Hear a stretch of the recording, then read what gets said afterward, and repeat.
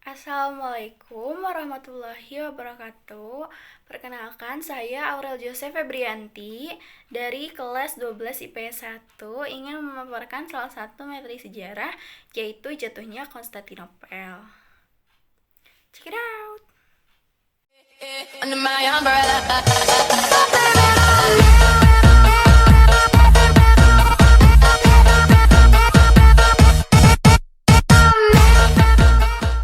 Oh my god!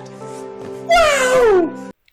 Ada sebuah filosofi Romawi kuno yang terkenal berbunyi Historia Magistra Vitae atau sejarah adalah guru terbaik. Kira-kira bener gak ya? Sebelum kita bahas, like dulu videonya dong, cepet.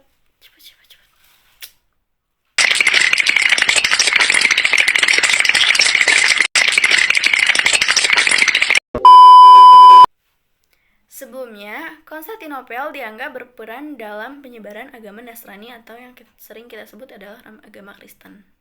Bahkan dinamai kota Konstantinopel itu juga dinamai dari seorang kaisar Romawi kuno, kaisar Romawi, yaitu Konstantin.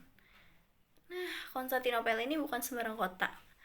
Ia merupakan kota terkemuka di dunia dan telah menjadi ibu kota Kekaisaran Romawi Timur selama ada kalian 16 abad.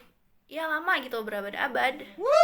Selama berabad-abad ini, kota ini tuh gak pernah lepas dari ancaman dan penjajahan. Tapi selalu aja selamat.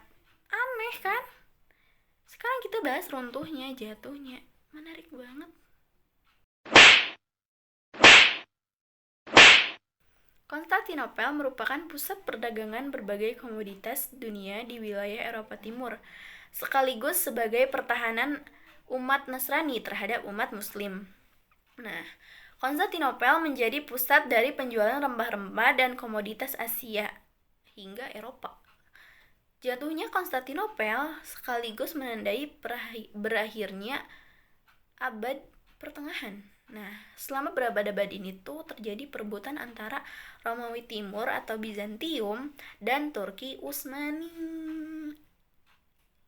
Udah mulai ngerti kan? Lanjut. Sejarah jatuhnya kota ini tuh diawali dengan diangkatnya Mehmed II atau Muhammad Al-Fatih, gak tau deh. Pada 1451 ketika ia masih berusia 19 tahun. Muda banget. Nah, diangkatnya Muhammad Al-Fatih II ini menemukan asumsi bahwa Turki Utsmani tidak akan mengancam hegemoni umat Nasrani di wilayah Balkan dan Laut Egea. Bahkan bangsa Eropa sempat merayakan penobatan Mehmed II ini yang dianggap sebagai pemimpin yang minim pengalaman dan akan menyesatkan Ottoman. Jadi mereka tuh ngerasa seneng gitu kalau Mehmed II diangkat tuh.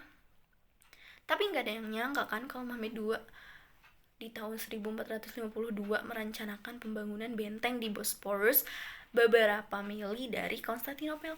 Semua mulus banget kan, dia rencananya bagus gitu. Pada bulan Oktober 1452, Mehmed II mulai menempatkan pasukan di Peloponnesia untuk memblokade Thomas Demetrius agar tidak bisa memberi bantuan kepada saudaranya, yaitu Raja Konstantin, raja dari Kekaisaran Bizantium di Konstantinopel gitu. Berbekal persenjataan yang udah cukup canggih, pada tanggal 6 April 1453, pasukan Mehmed II atau Muhammad Al-Fatih melakukan serangan dengan pasukan Muslim sebanyak 80.000 melawan pasukan Nasrani sebanyak 8.000. Nah, pasukan ini tuh di bawah kepemimpinan Raja Konstantin X atau Mehmed II mampu melewati mempertahankan tembok dari Bizantium dengan mudah. Jadi Mehmed II tuh ya gampang gitu ngelangkahin enggak dong. Hingga akhirnya pada 29 Mei 1453, setelah 53 hari, Turki Utsmani menggempur Kekaisaran Romawi Timur atau Bizantium. Mehmed II atau Muhammad Al-Fatih mampu menaklukkan Konstantinopel akhirnya. Jatuhnya kota ini dianggap sebagai anugerah besar bagi, geser dikit deh.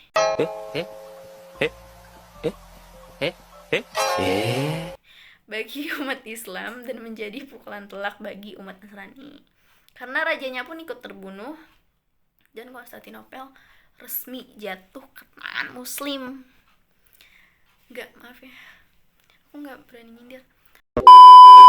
Setelah Konstantinopel jatuh ke tangan Turki Utsmani, bangsa Turki mengeluarkan aturan yang mempersulit perdagangan di Konstantinopel. Karena sulitnya akses rempah-rempah ke Konstantinopel, mendorong bangsa Barat untuk melakukan penjelajahan samudra. Batuk dulu. Nah, dampak dari jatuhnya Konstantinopel ke tangan Turki Utsmani ini tuh berdampak juga pada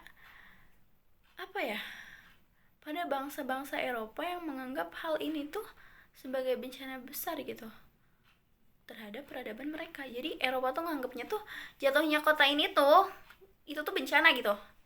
Nah, sementara bagi dunia Kristen atau Nasrani, penaklukan ini mempengaruhi kehidupan agama, militer, ekonomi, hingga psikologi mereka. Jadi agak gimana gitu ya. Hal yang paling ditakutkan dari dunia Nasrani adalah meluasnya pengaruh Islam ke seluruh Eropa. Jadi dia takut agama Islam tuh menyebar gitu ke Eropa. Penguasaan Konstantinopel berdampak pada ekspansi ilmuwan Yunani dari Konstantinopel ke Eropa sehingga menumbuhkan ilmu pengetahuan di Eropa. Lebih jauh, akibat sulitnya akses rempah-rempah, memaksa bangsa Barat mencari jalan ke pusat penghasil rempah-rempah. Nah, kan udah pada bisa nebak gak?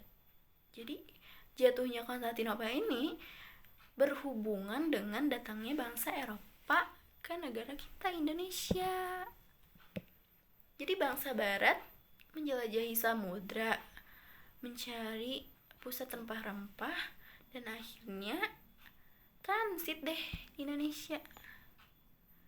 Dipimpinnya tuh dipimpin disponsori oleh Portugal dan Spanyol.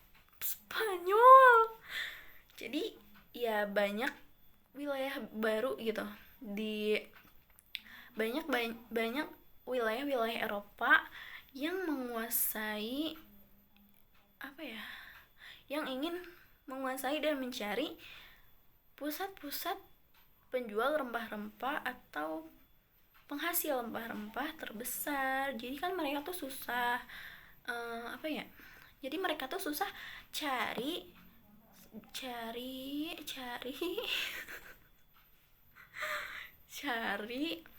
stok rempah-rempah mereka. Jadi mereka tuh ya datang ke kita.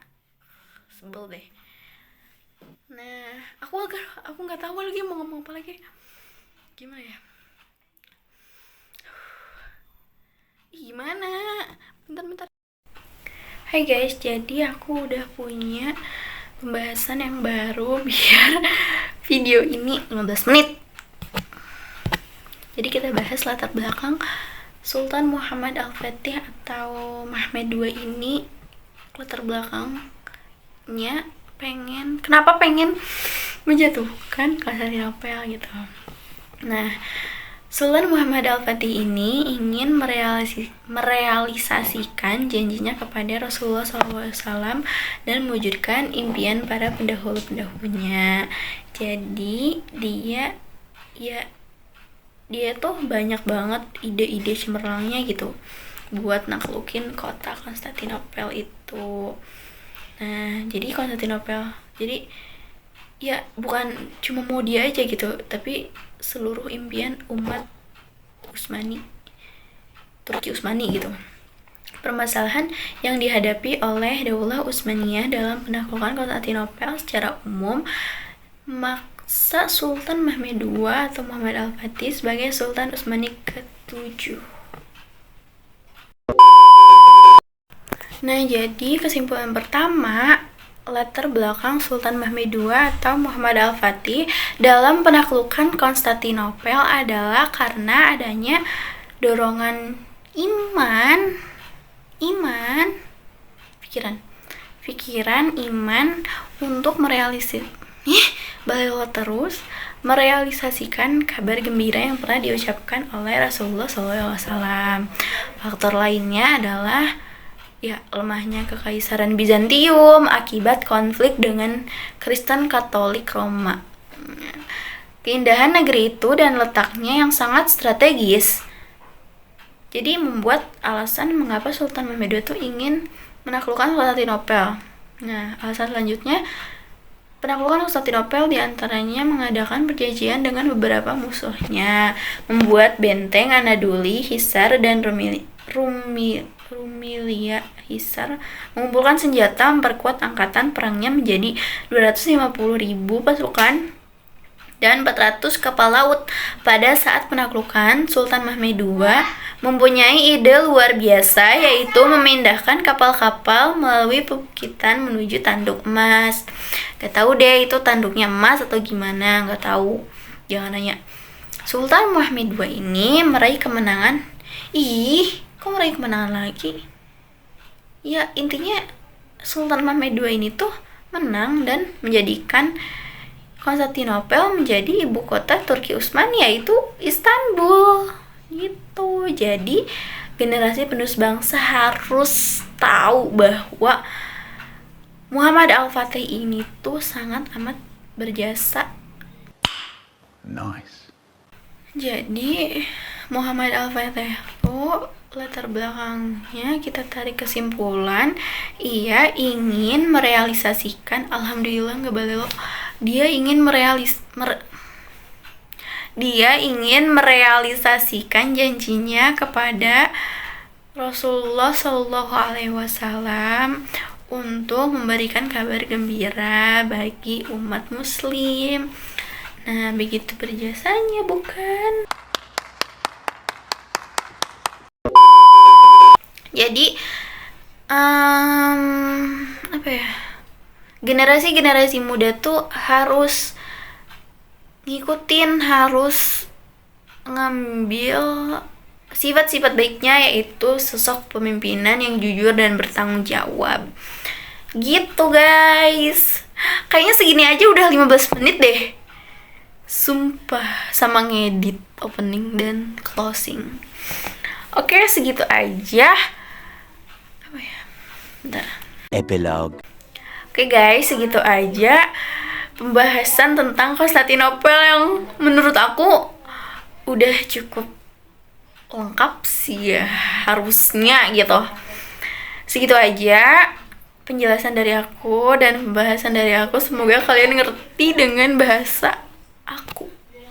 Padahal kita sama bahasa Indonesia. Jadi ya udah deh, pasti kalian ngerti dan pasti kalian paham. Semoga kalian ngerti, semoga kalian paham, dan semoga kalian bisa semakin bertambah wawasannya gitu. Sekian dari aku. Mohon maaf bila banyak balelo dan kecerobohan dan tingkah laku dan hari aku. Jadi wassalamualaikum warahmatullahi wabarakatuh. Dadah.